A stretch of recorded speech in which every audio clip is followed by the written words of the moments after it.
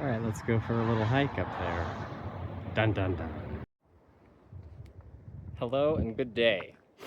All right, I just finished hiking this thing, so forgive my sniffling and overall unsightliness. All right, so as we hike out of this today, I was thinking last night about this problem of global logistics or cooperation, where, all right, I'll just describe the two scenarios I was thinking of. One is the current global situation we're in right now, where I think pretty much every single person is sitting here looking like, how did we get here? Why are we here? This isn't what I want. And the other scenario is, I don't know, something like a tribe, or just a small group of people, a family, I don't know. So the idea is, like, who is running the ship? Who is steering this vessel that we call humanity right now? And so the question I have, and that I would like to get some insights on, is, like, what is each of our responsibility, and how do we best employ that to steer the ship of humanity in a direction that we all want to go? And so I was imagining the two scenarios in my mind last night, and how, you know, when the world gets this big, there's just so many different competing forces and overlapping forces. You know, there's countries and religions and cultures and everything like that. And all of these, those are already really big words to describe groups of people and beliefs and things. And then, yeah, there's families and all of that. So if we compare that to, like, the situation of just having, like, a family or a tribe or something, and you ask, okay, what is each member in that tribe's role? Like, what is your responsibility as far as, like, I would say staying informed on the situation of, like, where you are, and, you know, kind of keeping track mentally of decisions that you all have made in the past and where they led you, right?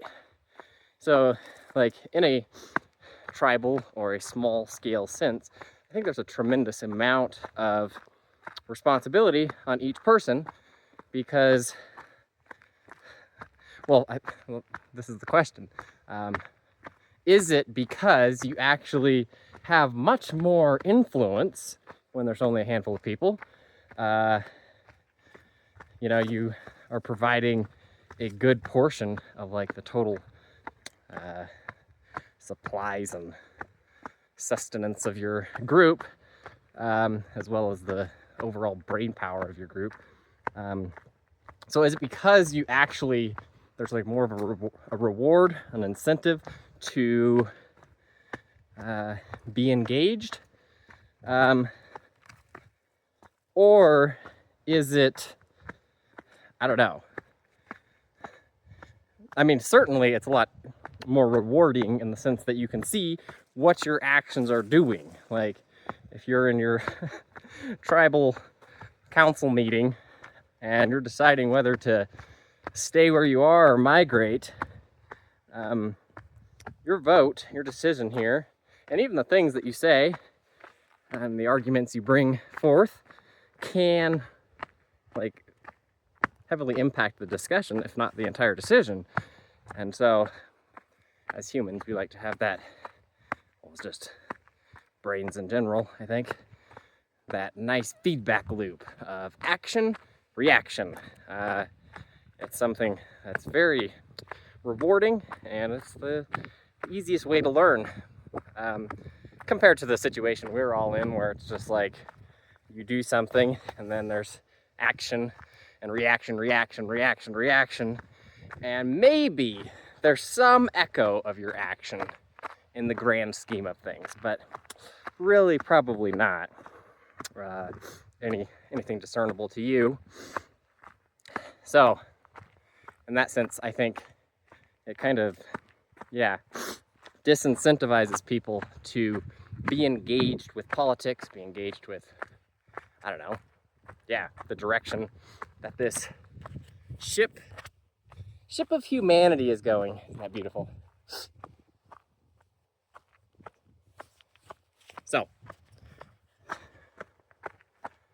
I just kicked a rock and almost went down the hill. But don't worry, my lower back stopped it. Anyway,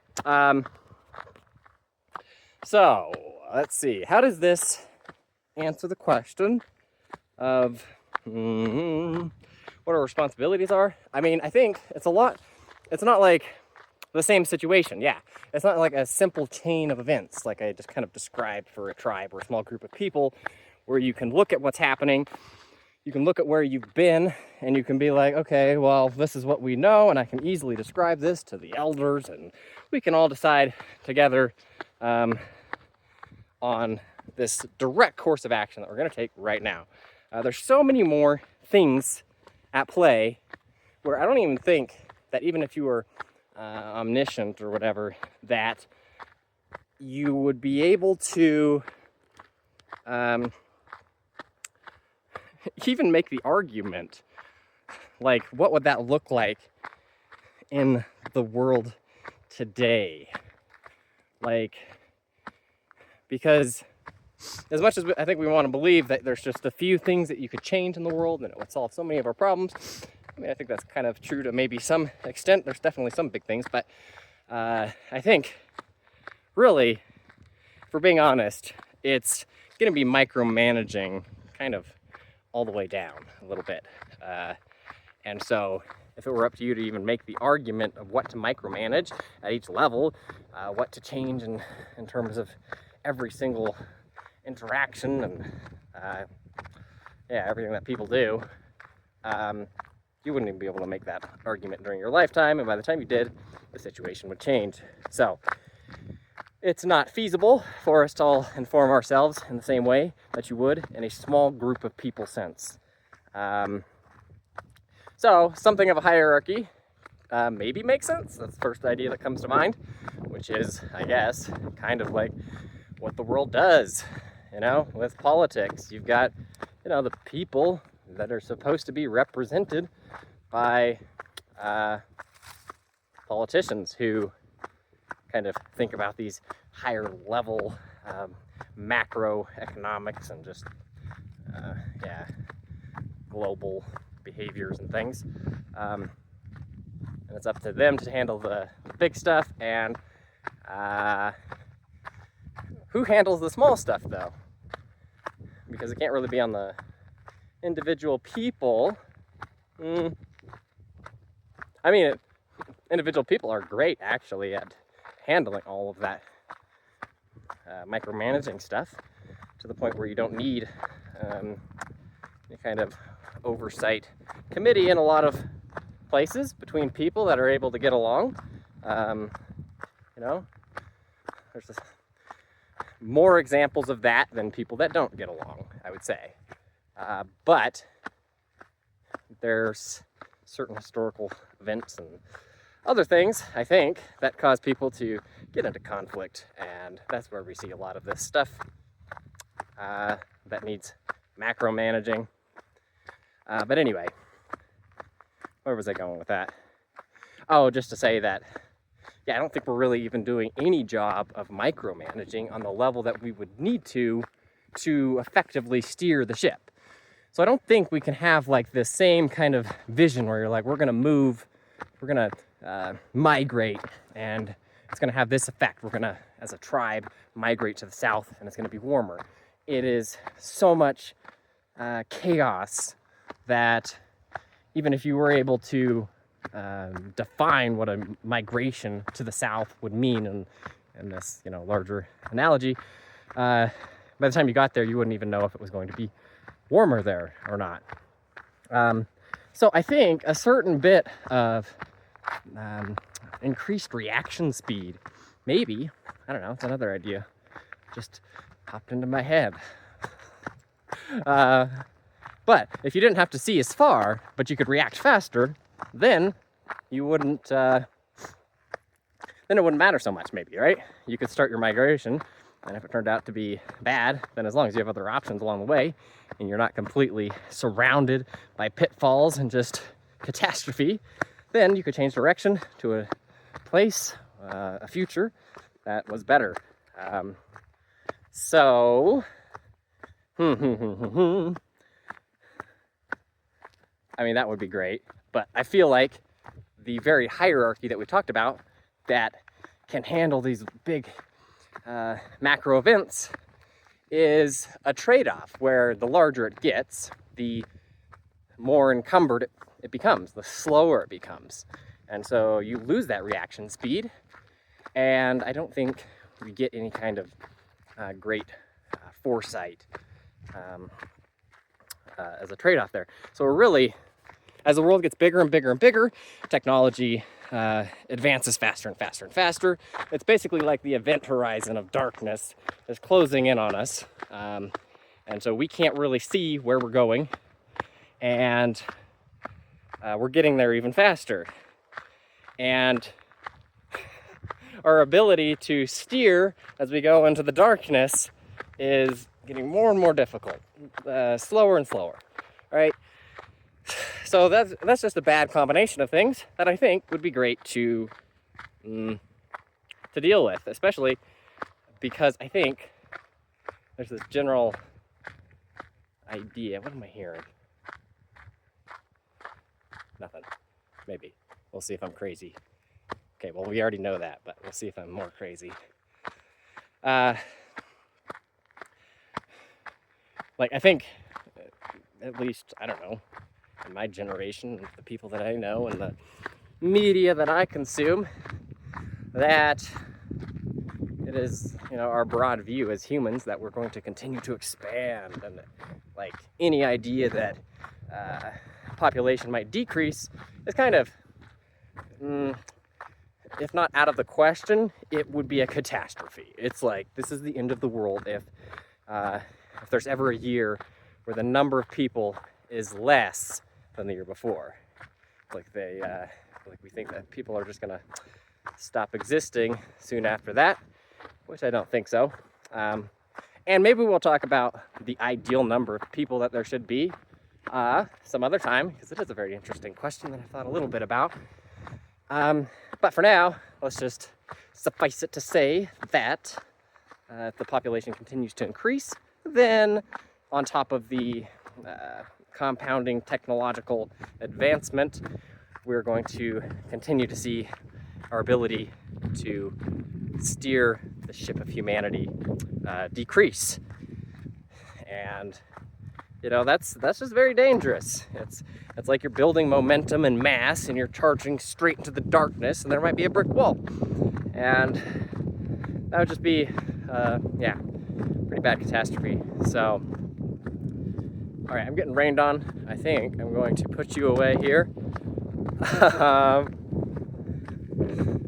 But to wrap this one up, from what I've gathered during this brief little discussion, the two situations are quite a bit different. Of course, as a member of a tribe, it is best, I think, you are going to be most capable as a tribe if each member is kind of well-rounded. You might have your specialty, the thing that you like to do, but everybody should be able to contribute to every conversation. And so you kind of need to be well-rounded. You need to be, kind of have some, you need to be well-informed, I guess, or at least informed on kind of everything, so that you as a group can speak the same language on all of these different aspects of the decisions you're about to make, so you can make the best one. And yes, I think that carries over. I don't think that it's possible to really be well-rounded in everything in the complex world of today, but I do think we would be a lot better off if people and it's not just being informed, I guess. It's also, how do you say that? Like, I don't know. It's a certain amount of like empathy and just,